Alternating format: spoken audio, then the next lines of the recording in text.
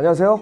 킴킴 변호사의 호변입니다. 네, 안녕하세요. 킴킴 변호사의 균변입니다. 하늘천 따지 거무랑 누르 황? 다시 할게요. 거무랑 누르랑이구나. 다시 할게요. 여러분 변호사라고 별거 없습니다. 여러분 네? 하늘천 따지 거물현 누르황. 근데 결국에는 현실에서 정말 따라지 같은 일이 일어났어요. 경남 하동에 한 서당이 있습니다. 그래서 이제 부모님들이 중고등학생들 방학 때 보내서 한자도 배우고 기본 소양도 배우고 전통 문화도 체험하고. 물론 뭐 교육기관으로서 여전히 존재하는 기관이기 때문에 이렇게 아이들이 이제 위탁해서 방학 기간 동안 이제 보냈는데, 이제 동료 학생이 한 학생을 구타를 하고 뭐 폭행을 하고 이것도 모자라 가지고 유사강간. 어떻게 설명해야 될지 모를 정도로 이렇게 자기 체익을 먹으라고 하거나 소변을 먹으라고 하고 항문에 손가락을 집어넣고 유사강간 등의 행동이 일어났죠. 그리고 이제 폭행 구타는 뭐 기본적으로 이루어졌고, 그래서 이 가해 학생이 이제 기소가 됐다고 하고요. 참고로 이제 기소라는 부분 같은 경우는 검찰에서는 이거 유죄로 입증할 자신이 있다고 하는 거기 때문에 사실 현실적으로 기소가 된 사건 같은 경우에는 97% 이상 유죄로 판명이 나기 때문에 어느 정도 증거가 충분하고 이 가해 학생들이 받고 있는 게 단순 혐의는 아니다는 거죠.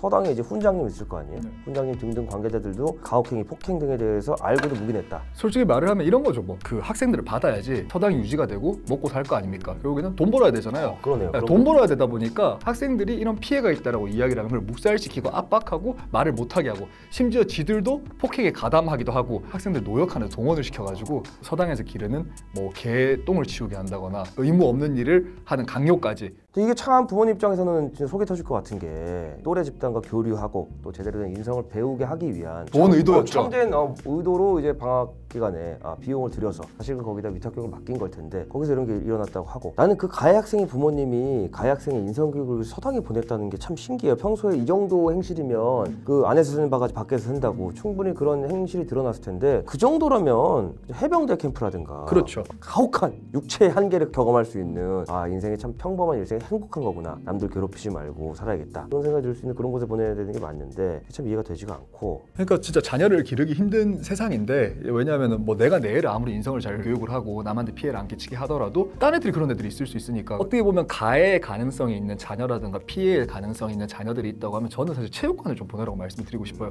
저희 코치님이 너무 왜소하시고 이런 분인데, 그분이 막 진짜 엄청나게 강한 걸 보고 내가 어떤 일이 있더라도 뭐 나보다 약해 보이거나 뭐 그런 사람한테 물리적인 유형력이 있는 걸 절대 행사하면 안 되겠다고 다짐했던 게 이제 그때였었거든요. 그러니까 이거는 제일 시급한 게 그런 부분인 것 같아요. 내 몸을 지킬 수 있게도 해주고 그 다음에 겸손함도 길러주고. 교육에 있어서 100% 정답이란 건 없지만 김변이 경험한 바에 따라서 저도 동의하고, 저는 개인적으로 이 사건들을 보면 성선설도 성악설도 아닌 성무서원학설이 맞지 않나. 왜냐면 이제 아기들 보면 아기들은 다 이제 귀엽고 이제 배고프면 울고 이제 자고 이러잖아요. 근데 그러니까 말도 하기 전에 자의식이 있을 때부터 성품이 싸나운 애들이 있어요. 그리고 되게 순한 애가 있어. 똑같은 배에서 태어났는데도 형제간의 기질이 다를 때도 있고, 이제 그런 걸 보면 그런 생각이 들고, 훈장 및 관계자들, 아까 김변 얘기대로 이게 교육기관입니다. 교육기관 측면을 봤을 때는 적어도 그 일이 발생했을 때 빨리 즉각 조치를 취해서 가해 학생 부모한테 통지하고 분리시키고, 피해 학생한테도 부모한테 통지하고, 안에서 이런 일이 일어난 거에 대해서 이제 관리 책임을 지지 못한 부분에 대해서 정중히 사과하고, 그렇게 하는 게 정말 교육자라는 조금의 소양이 있다면 올바른 그때 했어야 되는 태도가 아닌가 싶고, 그 학생들이 거기 가서 아무리 천자문 외우고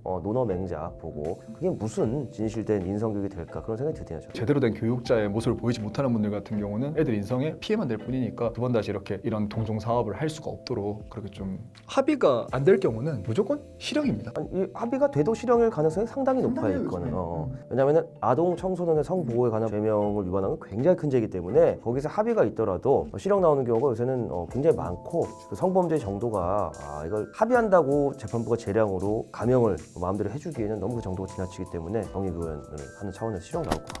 사회적 격리가 꼭 필요한 것들인 것 같습니다. 피해자분 인터뷰한 거를 이렇게 봤는데 보니까 수면제가 없이는 잠을 잘 수가 없을 정도로 트라우마가 너무 심하다라고 이야기를 하고 있고, 사실 그 트라우마가 해결이 쉽사리 되지는 않을 거예요. 하지만은 아직 나이가 젊고 그다음 앞으로 살아가야 될 인생이 창창하다 보니까 지나다가 가다가 정말 개만도 못한 것들한테 물리신 거니까 잘 회복했으면 좋겠습니다. 네.